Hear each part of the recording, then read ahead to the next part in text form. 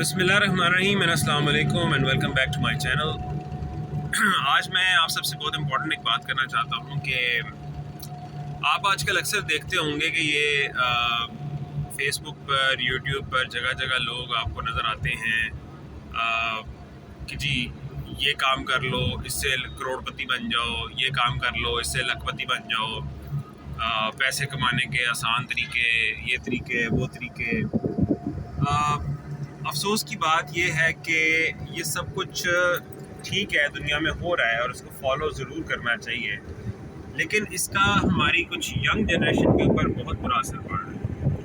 वो यूँ हो रहा है कि हमारे लोग जो हैं, वो यंग बच्चे जो हैं, जो अभी स्ट्रगल कर रहे हैं, जिनका अभी पढ़ने लिखने का टाइम है, वो सारा कुछ छोड़कर सिर्फ और सिर्फ पैसा कमाने के पीछे उनका फोकस जो है वो हो गया।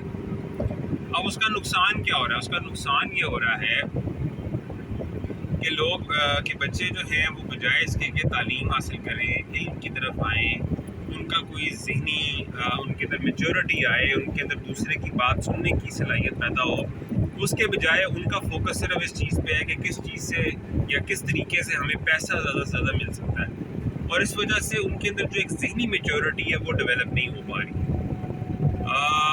और ज़हनी मैच्योरिटी सिर्फ़ और सिर्फ क्रिटिकल थिंकिंग से पैदा होती है, इल्म हासिल करने से पैदा होती है, मुख्तलिफ सब्जेक्ट्स पढ़ने से पैदा होती है।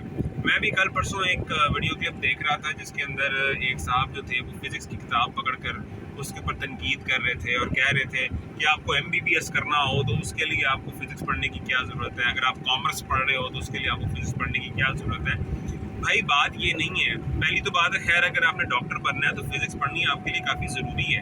फ़िज़िक्स के कवानीन अगर आप पढ़ेंगे तो आपको जिस्म का निज़ाम कैसे काम करता है, दिल कैसे काम करता है, उसके इलेक्ट्रिकल इम्पल्सेस कैसे काम करते हैं, बॉडी में ब्लड का फ्लो कैसे काम करता है, आपको इन चीज़ों का पता लगेगा।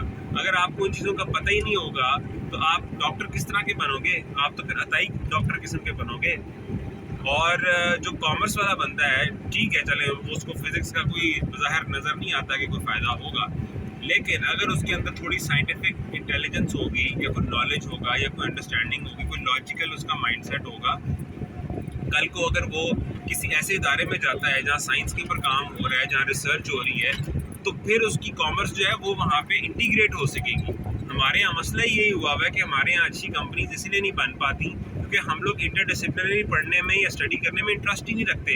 हम हर चीज़ को अपने ऊपर बोझ बना लेते हैं। इसीलिए इस चीज़ से निकलना चाहिए, इंटरडिसिप्लिनरी स्टडीज़ होनी चाहिए और पैसे के पीछे भागने के बजाय इल्म के पीछे भागना चाहिए। हमारा तो मज़हब का जब हमारा जो आप सल्लल्लाहु अलैहि वसल्लम पे जो पहली वही आई थी वो क्या था?